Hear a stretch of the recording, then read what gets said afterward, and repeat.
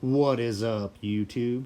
Thank you for tuning back in for another episode with Brushstrokes. Today, I'm just bringing you a quick little video of a couple tumblers that I did for a customer here locally.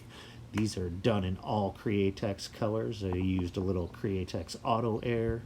I also used some Candy 2.0 and then some regular Createx fluorescentZ on this as well.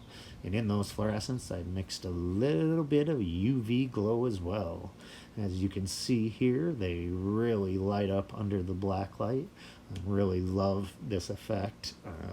Although probably won't see much black light at all, but it is just a cool little extra thing.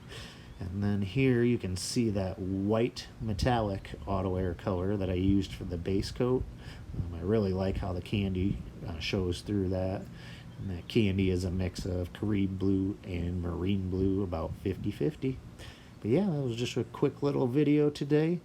I hope you enjoyed. I do have a lot more content coming out soon. I've got a lot of big projects I'm working on and have been taking some recordings of my processes. So until next time, keep those brushes stroking.